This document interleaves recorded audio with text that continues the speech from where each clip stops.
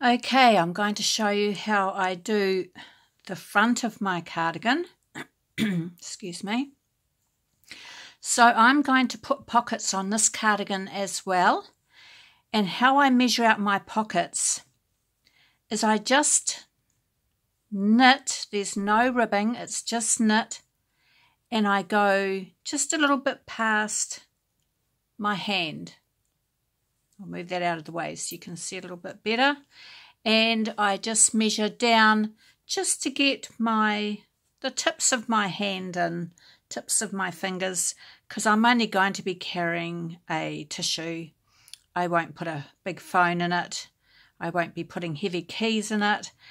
So I don't have it very wide. So you just use your own hand to measure.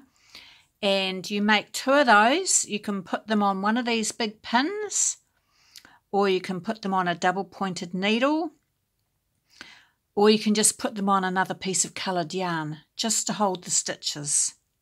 So you just put those to the side when you've finished. Then when I do my fronts, I usually do half the number of stitches to my back. Well, that's what I did in the last 2 cardigans. Now, one thing I didn't think about is that the cardigan that I made, the very first oblong cardigan, the coloured one, it's a bit baggy in the front, and I didn't do my maths properly. So when I do exactly half and then I add on the ribbing, I'm actually increasing. If I'm doing 1.5 inches of ribbing sideways here, and then the other side 1.5, that's 3 inches I've added onto the front. So no wonder it's a little bit baggy. So what I've done this time is I'm going to incorporate the ribbing, the number of stitches into this. So I've actually done less stitches for my front, because I know I'm going to be adding at least 1.5 inches on here. So my back was 100 stitches. The total of my front will be 50 stitches, which will include the ribbing. So I've taken off 8 stitches, so I've done this 42. I hope that makes sense. Now, if you are a bigger size person, excuse me, got a bit of a frog in my throat. If you're a bigger size person, you might actually need extra stitches. So just hold it up against your body with the back and just see what you think. And it's just trial and error. So I've done my ribbing for the front, and I'd like to put a cable on this one. And I haven't done a cable for crikey, 50 years. So I watched a few other tutorials. The cable shows up better if you've got a couple of rib stitches, couple of purl stitches, sorry, on each side of your plain. So I don't know if you can see that I've got a couple of purls. So I've got my plain knitting here, and I decided to go 10 stitches in, and then I'm going to have my cable. So then I did 2 stitches of purl.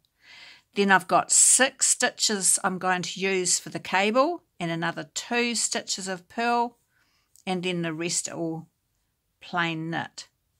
And then when you do the other side, you just do your purl. Don't forget to do your knit on the back side for your 2 purl stitches in the front. You always do your opposite. So I'm going to show you. So what I've done is I've done 5 rows, because I start counting 1 on the right side, and then 2, 3, 4, 5. So the first time I do my cable is going to be the 5th row. But from there on in, I'm going to be doing it the 6th row, because I start counting 1 on the back. 1, 2, 3, 4, 5, 6. And so then I'll be back to 1 on the back. So it'll always be the 6th row after that. But the first one will be the 5th row. Gosh, I hope you're understanding what I'm saying. If you're not understanding me, just ask me questions. So I'm just going to do my knit stitches up until my 2 purls. And because I made my pockets 28 rows long, I'm going to wait until I've done 28 rows on this. One more. Oh no, one more. And so there is my purls. So I'll do my 2 purl stitches. So my needles are hitting the desk, and then I go back. So I'm ready to knit. So what I'm going to do is, I've got 2 long ones. It doesn't matter, it's just up to you what you use. So I've got this one. So you just transfer 3 stitches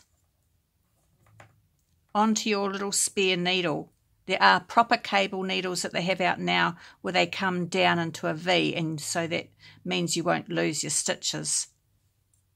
Now you can hold it at the back of your work, or you can hold this at the front of your work. I'm going to put it at the back. Then I'm going to knit my, and it's a bit tricky, 3 stitches.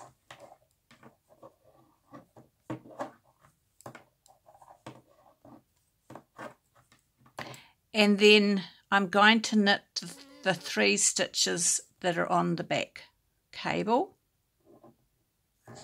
A bit tricky for my fingers.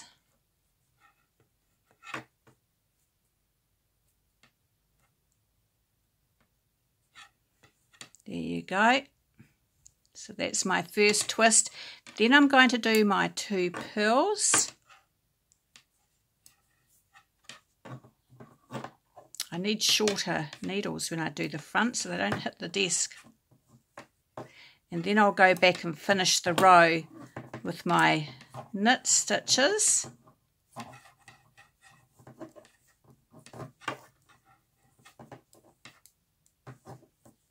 Now, you don't have to do a cable. If this is your first cardigan and you're a beginner, you just keep doing your fronts all the way up, no shaping, with stocking stitch. That is perfectly fine. Especially when I've got coloured yarn, I just do stocking stitch.